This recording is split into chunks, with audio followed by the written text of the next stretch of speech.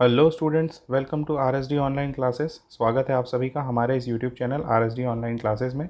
जैसा कि आप लोगों को पता है कि हमारा चैनल आप लोगों को पिछले कुछ समय से सीजी बोर्ड के जो असाइनमेंट्स हैं, चाहे वो मासिक असाइनमेंट्स हों चाहे वो पाक्षिक असाइनमेंट्स हों, उनके सॉल्यूशंस प्रोवाइड कर रहा है। हमने कोशिश की है कि हम लगभग सभी सब्जेक्ट्स के असाइनमेंट्स आपको प्रोवाइड करवा पाएँ।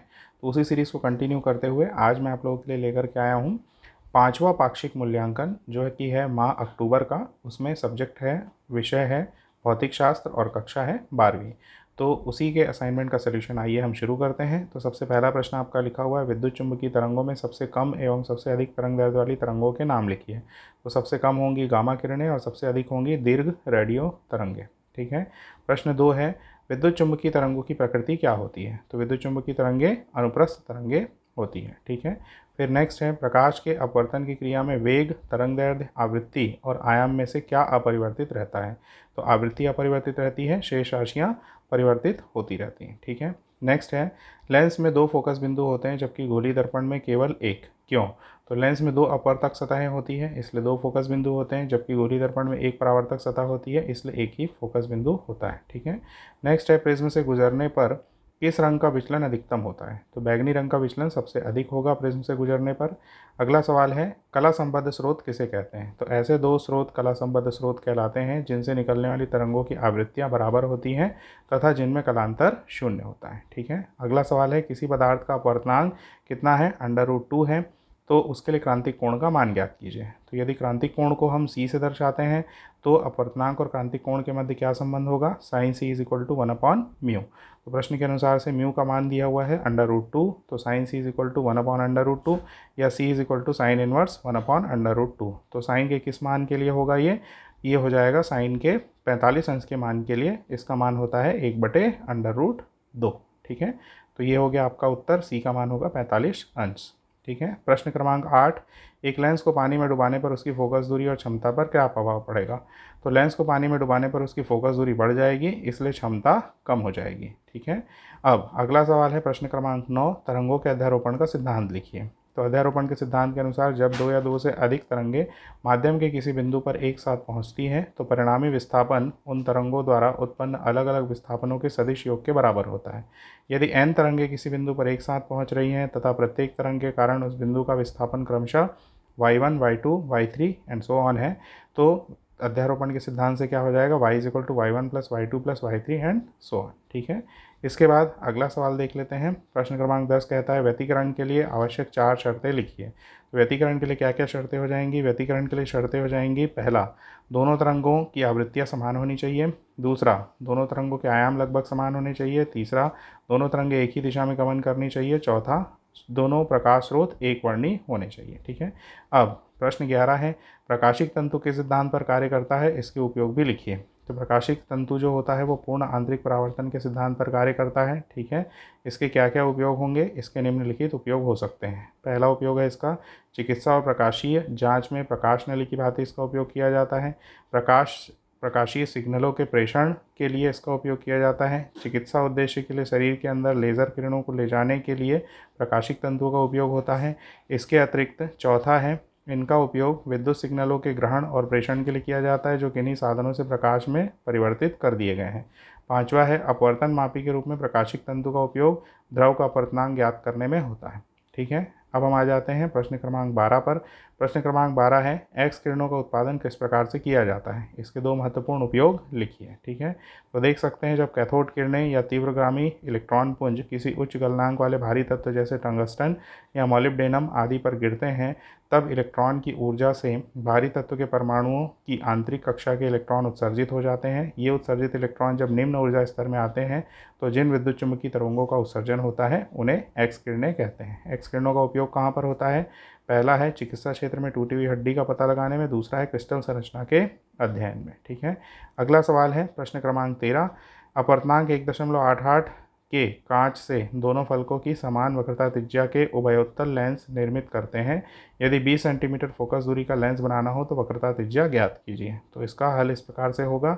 सूत्र आप कौन सा उपयोग करेंगे, सूत्र उपयोग करेंगे, ये आ जाएगा आपका 1/f equal to mu minus 1/r1 minus 1/r2।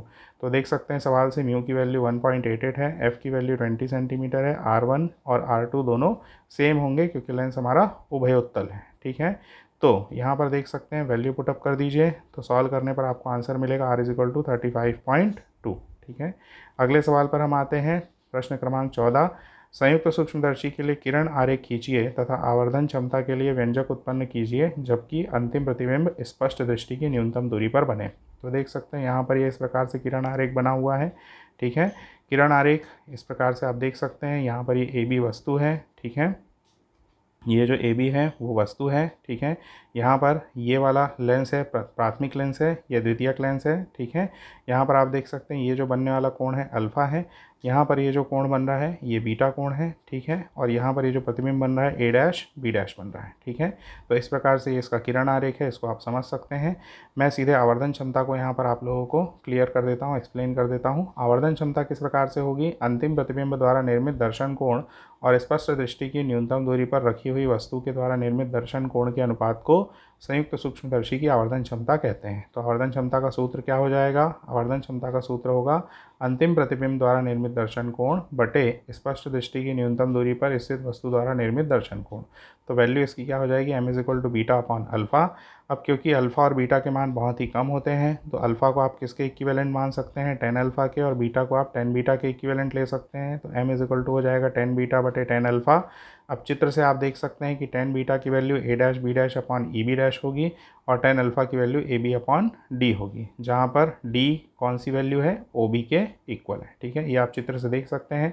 फिर समीकरण 1 में यदि आप मान रखेंगे तो m बराबर ए डैश बी डैश बटे E B dash into D upon A B. अब इसको सरलीकृत करिए, तो सरलीकृत करने पर आपको मिलेगा m equal to A dash B dash बटे ए बी और into D upon E B dash. ये हो गया समीकरण नंबर 2।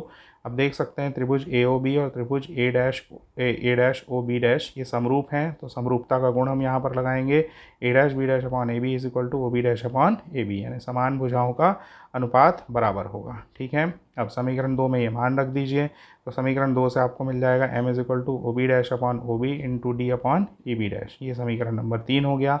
अब चित्र से स्पष्ट है कि O B is equal to minus u, अभिदृश्यक की वस्तु से दूरी, फिर O B dash is equal to we zero, अभिदृश्यक से प्रतिबिंब ए डैश बी डैश की दूरी, और E B dash is equal to minus you e नेत्रिका से ए डैश बी डैश की दूरी। चिन्ह परिपाटी से डी का चिन्ह क्या हो जाएगा, ऋणात्मक होगा। मान रखिए m is equal to we zero upon minus U zero into minus D upon minus you E. ठीक है, सिंप्लीफाई करेंगे तो m is equal to minus V upon U V zero upon U zero into D upon U E. ठीक है, ये समीकरण number 4 हो गया। अब हमको क्या करना है, आवर्धन को जब प्रतिबिंब स्पष्ट दृष्टि की न्यूनतम दूरी पर बने उस स्थिति में ज्ञात करना है। तो माना नेत्रिका की फोकस दूरी कितनी है, एफ ई, तब नेत्रिका के लिए u is equal to minus you E हो जाएगा और v is equal to minus T. तो लेंस के समान सूत्र 1 upon F is equal to 1 upon V minus 1 upon U से वैल्यू रख दीजिए। आगे इसको सॉल्व करेंगे तो हमको इस प्रकार से मिलेगा, ये क्या चीज़, d upon U E is equal to minus 1 plus D upon F E. ठीक है, अब दोनों पक्षों में यहाँ पर क्या किया गया, असल में d से गुणा किया गया है। अब समीकरण 4 में यदि हम मान रखते हैं तो समीकरण 4 से हमको m is equal to minus V zero upon U zero 1 plus D upon F E प्राप्त होगा। ये समीकरण नंबर 5 हो गया। अब अथवा का जो प्रश्न है देख सकते हैं, किसी प्रिज्म के लिए सिद्ध कीजिए कि mu is equal to sine A plus delta M upon 2 upon sine A by 2। ठीक है, प्रिज्म के अपवर्तनांक का सूत्र है। तो इसको कैसे ज्ञात करते हैं, चित्र आप देख सकते हैं, चित्र का वर्णन नीचे लिखा हुआ है। चित्रानुसार ए बी सी क्या चीज़ है, प्रिज्म का मुख्य परिच्छेद है। ए बी और ए सी क्या चीज़ है, अपवर्तक पृष्ठ हैं। पी क्यू आपतित किरण है, क्यू आर अपवर्तित किरण है। इसी प्रकार से आर एस निर्गत किरण है, आई वन आपतन कोण, आर वन अपवर्तन कोण, I2 निर्गत कोण, R2 द्वितीयक अपवर्तक सतह के लिए अपवर्तन कोण, MO और NO अभिलंब है और डेल्टा विचलन कोण है। तो चित्रानुसार आप देख सकते हैं क्या, डेल्टा इज इक्वल टू कोण UTS। तो कोण UTS को इस प्रकार से लिखा जा सकता है, कोण TQR प्लस कोण TRQ। यहाँ से आप लिख सकते हैं I1 minus R1 plus I2 minus R2। तो delta is equal to I1 plus I2 minus R1 plus R2। ये समीकरण नंबर 1 हो गया। परंतु न्यूनतम विचलन की स्थिति में I1 बराबर I2 बराबर I मानेंगे और R1 बराबर R2 बराबर R मानेंगे। ठीक है, तो इस प्रकार से आप क्या देख सकते हैं, समीकरण 1 से न्यूनतम विचलन के लिए आपको क्या मान मिल जाएगा, delta m is equal to i plus i और आर प्लस आर, तो delta m is equal to 2i minus 2r, ये समीकरण नंबर 2 हो गया। अब क्या करोगे आप, चतुर्भुज ए क्यू ओ आर में, ए क्यू ओ आर में क्या मिलेगा, कोण ए क्यू ओ प्लस कोण ए आर ओ बराबर 180 डिग्री, क्योंकि प्रत्येक क्या है, समकोण है, और बचे हुए जो दो कोण होंगे, कोण ए प्लस कोण क्यू ओ आर, ये भी 180 डिग्री होंगे, क्योंकि चतुर्भुज के चारों कोण का योग 360 डिग्री होता है। ठीक है, त्रिभुज ओ क्यू आर से कोण O Q O R plus R1 plus R2 is equal to 180 degree, ये समीकरण नंबर 4 हो गया। अब समीकरण 3 और 4 दोनों को ले लेते हैं हम, तो दोनों से हमको क्या प्राप्त होगा, ये संबंध प्राप्त होगा, कोण ए प्लस कोण क्यू ओ आर बराबर कोण Q O R plus R1 plus R2, तो बच गया हमारे पास कोण ए बराबर R1 प्लस R2। न्यूनतम विचलन की स्थिति में R1 और R2 के मान को आप R ले सकते हैं, तो यहाँ से आपको मिल गया 2R, तो a is equal to 2R, इसलिए R is equal to a by 2। ठीक है, अब समीकरण 1 में यदि हम R का मान रखते हैं तो वहाँ से delta m is equal to हमको मिल जाएगा 2i माइनस a, या फिर 2i is equal to a plus delta m, तो i is equal to a plus delta m by 2। अब स्नेल का नियम क्या कहता है, स्नेल का नियम कहता है mu is equal to sine I by sine are.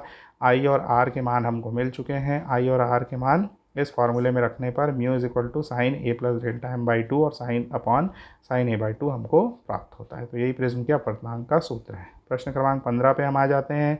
किसी गोली पृष्ठ के लिए सिद्ध कीजिए mu upon V minus 1 upon U is equal to mu minus 1 by R. ठीक है, तो कैसे सिद्ध करते हैं, देखिए ये इसका एक चित्र है।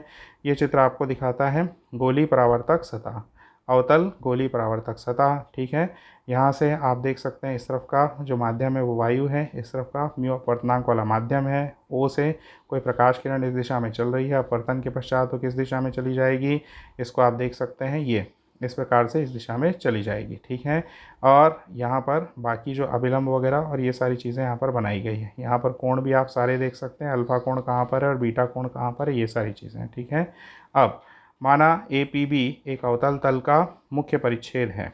ठीक है, P उसका ध्रुव है तथा C वक्रता केंद्र है। इसके बाईं ओर वायु तथा दाईं ओर म्यू अपवर्तनांक का कोई माध्यम है।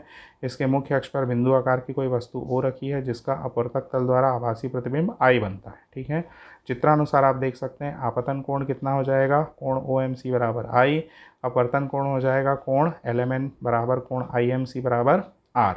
माना कोण MOC बराबर अल्फ़ा और कोण MIC बराबर बीटा और कोण MCP बराबर थीटा।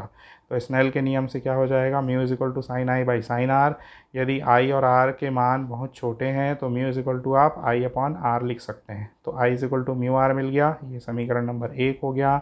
अब त्रिभुज OMC में क्या हो जाएगा, theta is equal to i plus alpha या i is equal to theta minus alpha, तथा त्रिभुज IMC में theta is equal to r plus beta या r is equal to theta minus beta. तो आई और आर के मान समीकरण 1 में रख दीजिए, theta minus alpha is equal to mu into theta minus beta. ठीक है, आगे इसको हम हल करते हैं तो ये मिल जाएगा हमको theta minus alpha is equal to mu theta minus mu beta, या फिर mu beta minus alpha is equal to mu minus 1 into theta. ये हो गया समीकरण नंबर 2। पुनः जो अल्फ़ा का मान होगा कोण बराबर चाप बटे त्रिज्या के फॉर्मूले से अल्फ़ा का मान PM बटे PO, बीटा का मान PM बटे PI और थीटा का मान PM बटे PC। इन मानों को समीकरण 2 में रखिए तो मिल जाएगा mu into PM upon PI minus PM upon PO is equal to mu minus 1 PM upon PC। तो यहाँ से वैल्यू क्या मिल जाएगी आपको, सब में से PM कॉमन निकल करके कैंसिल हो जाएगा। Mu upon PI minus 1 upon PO is equal to mu minus 1 upon PC। ये समीकरण नंबर 3 हो गया। लेकिन PI का मान कितना होता है, माइनस V, PO का मान माइनस U और PC का मान माइनस R। समीकरण 3 में उपर्युक्त मानों को रखने पर तो mu upon minus V minus 1 upon minus U और equal to minus mu minus 1 upon minus R। इसको सरलीकृत कर लीजिए तो आपको लास्ट में ये सिद्ध होगा, mu minus 1 upon R equal to mu upon V minus 1 upon U। तो यही हमको सिद्ध करना था। तो इस प्रकार से ये असाइनमेंट यहाँ पर आकर के समाप्त हो जाता है। आई होप आप लोगों को ये वीडियो पसंद आया होगा। अगर आप हमारे चैनल पर नए हैं तो प्लीज़ हमारे चैनल को सब्सक्राइब करिए, हमारे वीडियोस को ज़्यादा से ज़्यादा लाइक करिए और अपने फ्रेंड्स के ग्रुप्स में, व्हाट्सएप ग्रुप में, स्कूल ग्रुप्स में शेयर करिए और हमारे चैनल के साथ जुड़े रहिए। आने वाले टाइम के जो भी पाक्षिक मूल्यांकन और मासिक मूल्यांकन हैं उनके हल आपको इसी प्रकार से हमारे चैनल में मिलते रहेंगे। और आप लोग इस चैनल को ज़्यादा से ज़्यादा सब्सक्राइब करिए, क्योंकि आप लोगों का सब्सक्रिप्शन ही हमारा मोटिवेशन है। Thank you so much.